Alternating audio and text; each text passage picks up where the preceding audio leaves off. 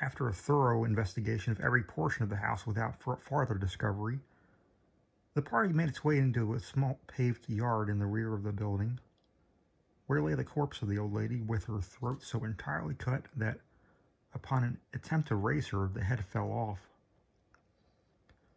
The body, as well as the head, were fearfully mutilated. The former so much so that as scarcely to retain any resemblance of humanity. To this horrible mystery there is not as yet, as we believe, the slightest clue.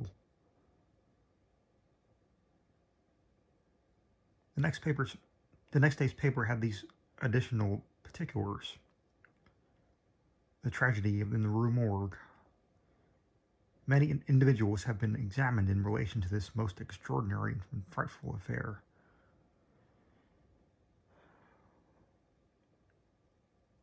The word affair, with an E, has not yet, in France, that levity of import which it conveys with us. But nothing whatever has transpired to throw light upon it. We give below all the material testimony listed.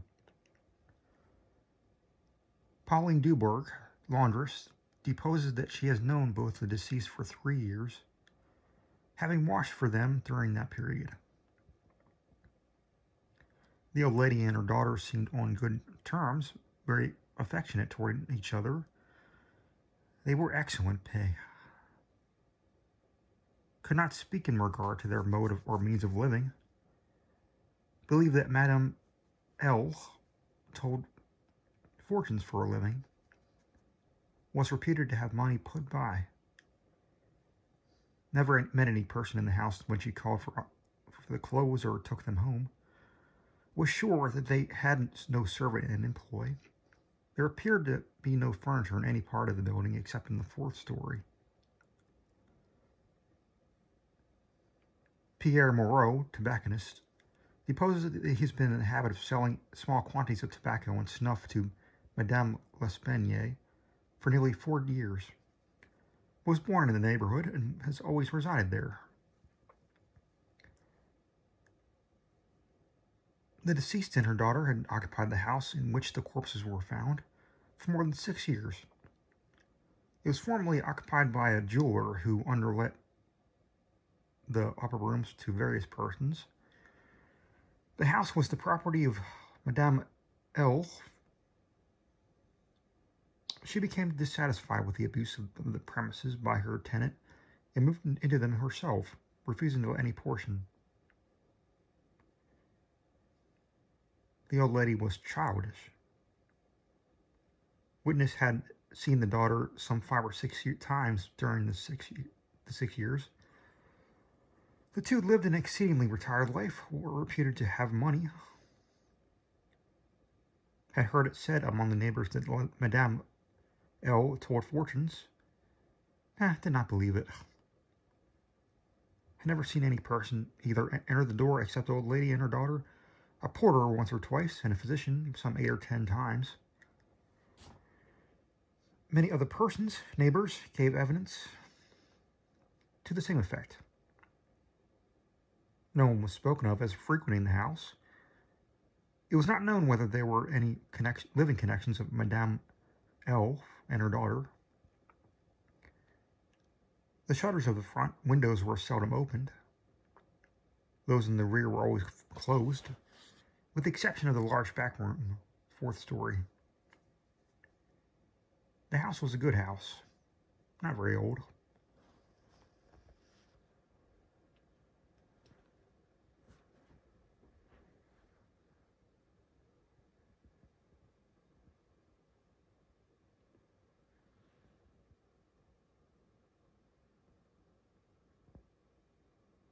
Isidore Musset, gendarme, deposes that he was called to the house about 3 in the morning and found some 20 or 30 persons in the gateway, endeavoring to gain admittance. Forced it open at length with a bayonet, not with a crowbar. have a little difficulty in getting it open on account of its being a double or folding gate, and both are neither at bottom nor top. The shrieks were continued until the gate was closed, and then suddenly ceased. They seemed to be screams of some person or persons in great agony, were loud and drawn out, not short and quick. Witness led the way up the stairs. Upon reaching the first landing, heard two voices in loud and angry contention. The one a gruff voice, the one other much shriller. A very strange voice. Could distinguish some words of the former, which was that of a Frenchman. Was positive that it was not a woman's voice. Could distinguish the words sacré and diable.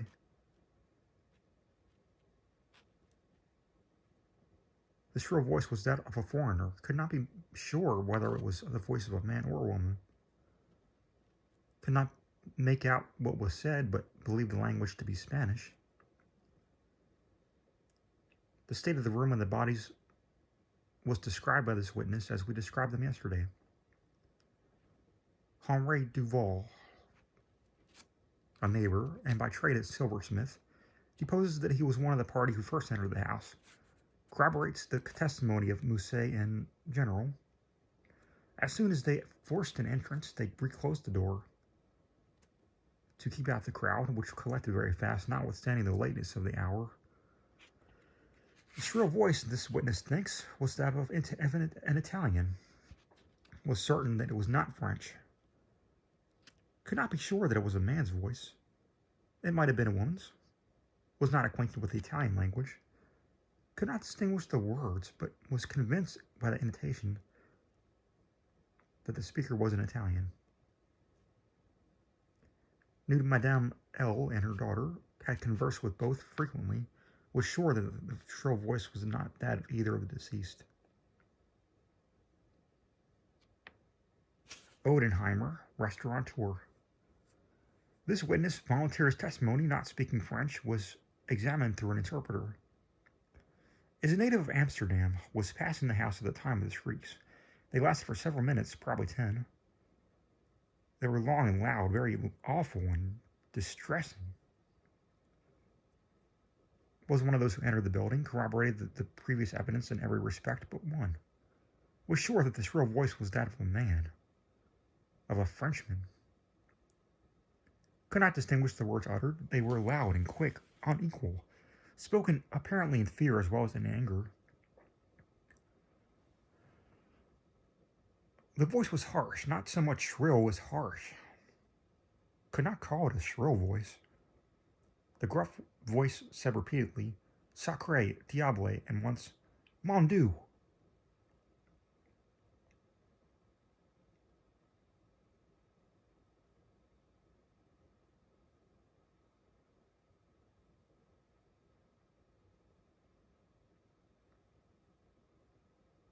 Jules Mignard, banker of the firm of Mignard et Filtz, Rue Delareyne, is the elder Mignon. Madame L'Espanaye had some property, had opened an account with his banking house in the spring of the year, 8 years previously. Made frequent deposits in small sums. Had checked for nothing until the third day before her death, when she took out in person a sum of 4,000 francs. The sum was paid in gold, and a clerk sent home with the money.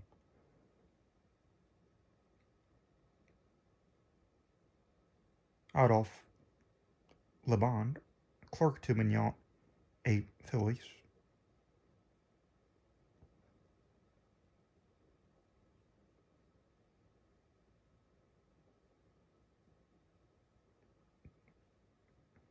Deposes that on the day in question, about noon, he occupied Madame L'Espanaye to her residence with the 4,000 francs put up in 2 bags. Upon the door was being opened, Mademoiselle L. appeared and took from his hands one of the bags, while the old lady relieved him of the other. He then bowed and departed. Did not see any person in the street at the time. It is a by street, very lonely. William Byrd Taylor deposes that he was one of the party who entered the house, is an Englishman, has lived in Paris for 2 years, was one of the first to ascend the stairs, heard the voices in contention. The gruff voice was that of a Frenchman. Could make out several words, cannot remember them all. Heard distinctly Sacre and Mon Dieu. There was a sound at this moment as if of several persons struggling, a scraping and scuffling sound. The shrill voice was very loud, louder than the gruff one. Assured that it was not the voice of an Englishman. Appeared to be that of a German. Might have been a woman's voice. Does not understand German.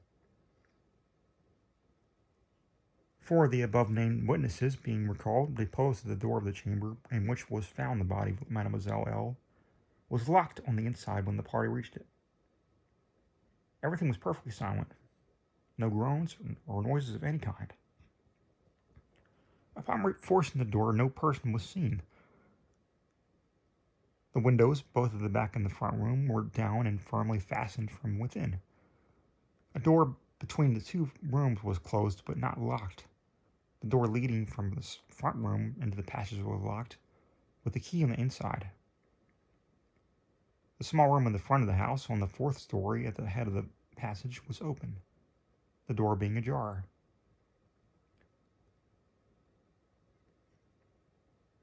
This room was crowded with old beds, boxes, and so forth. These were carefully removed and searched. There was not an inch of any portion of the house which was not carefully searched. Sweeps were sent up and down the chimneys. The house was a 4-story one with garrets, mansardes.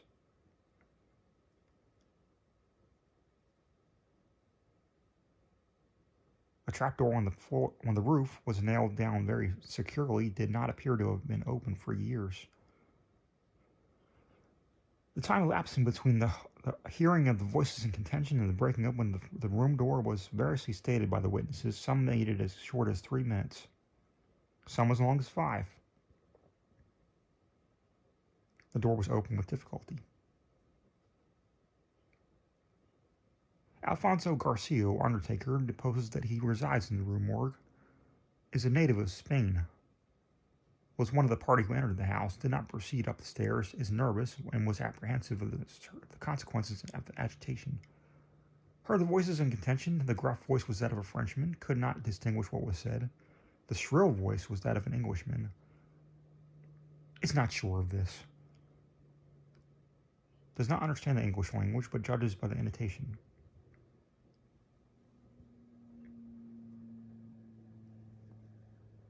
Alberto Montani, a confectioner, deposes that he was among the first to ascend the stairs. Heard the voices in question. The gruff voice was that of a Frenchman. Distinguished several words. The speaker appeared to be expostulating. Could not make out the words, but the shrill voice spoke quickly and unevenly, thanks to the voice of a Russian. Corroborates the general testimony, is an Italian. Never conversed with a native of Russia. Several witnesses were called and have testified that the chimneys of all the rooms on the 4th floor were too narrow to admit the passage of a human being. By, quote, sweeps were meant cylindrical sweeping brushes, such as are employed by those who clean chimneys. These brushes were passed up and down every flue in the house. There was no passage by which anyone could have descended while the party proceeded upstairs. The body of Mademoiselle L'Espanaye was so firmly wedged in the chimney that it could not be got down until 4 or 5 of the party united their strength.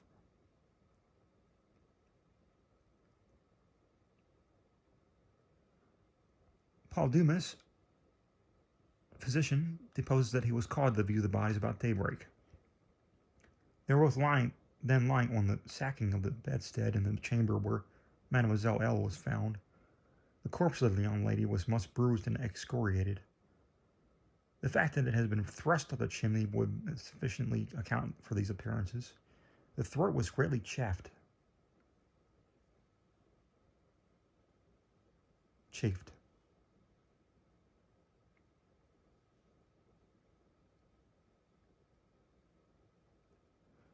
There were several deep scratches just below the chin, together with a series of livid spots which were evidently the impression of fingers. The face was fearfully discolored and the eyeballs protruding. The tongue had been partially bitten through. A large bruise was discovered upon the pit of the stomach, produced apparently by the pressure of a knee. In the opinion of M. Dumas, Mademoiselle L'Espagne had been throttled to death by some person or persons unknown. The corpse of the mother was horribly mutilated. All the bones of the right leg and arm were more or less shattered. The left tibia much splintered, as well as the ribs of the left side. Whole body dreadfully bruised and discolored. It was not possible to say how the injuries had been inflicted. A heavy club of wood or a broad bar of iron, a chair, any large, heavy, and obtuse weapon would have produced such results, if wielded by the hands of a very powerful man. No woman could have inflicted the blows with any weapon. The head of the deceased, when seen by the witness, was entirely separated from the body and was also greatly shattered. The throat had evidently been cut with some very sharp instrument, probably with a razor.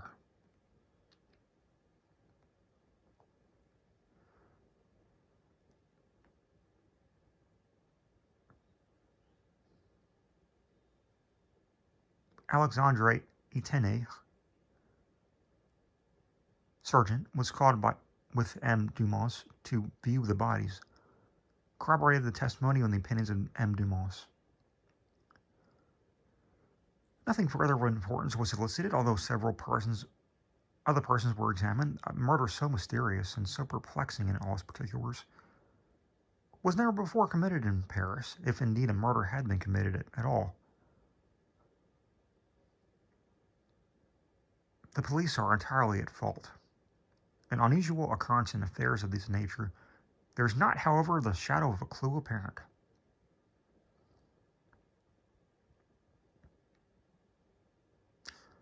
The evening edition of the paper stated that with the greatest excitement still continued in the Quartier Saint-Roch,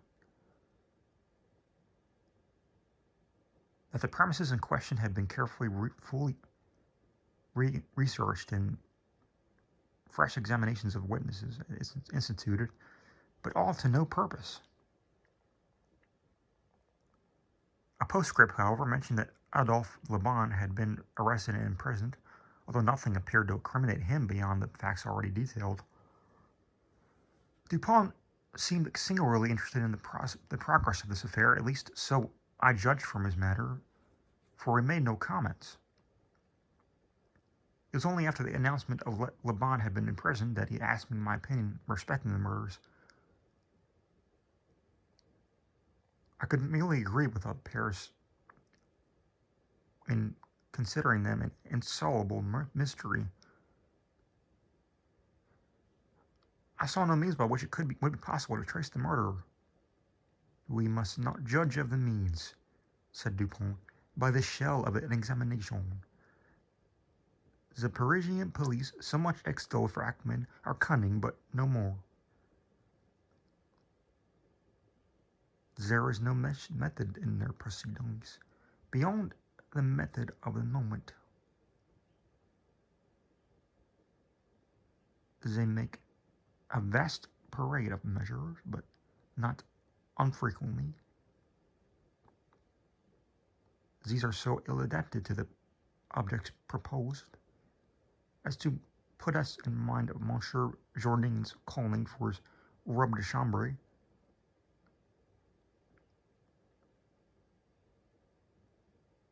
Pour mieux entendre la musique.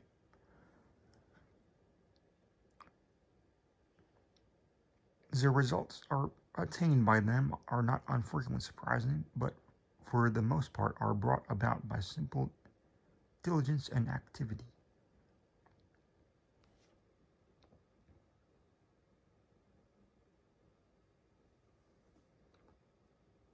When these qualities are unavailing, their schemes fail.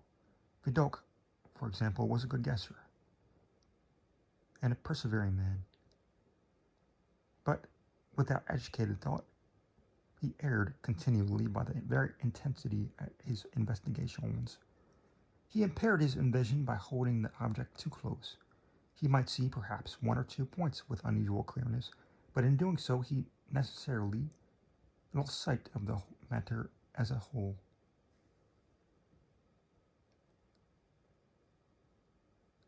Thus, there is such a thing as being too profound. Truth is not always in the well. In fact, as regards the more important knowledge, I do believe she is invariably superficial. The depths lies in the valleys where we seek her, and not upon the mountaintops where she is found.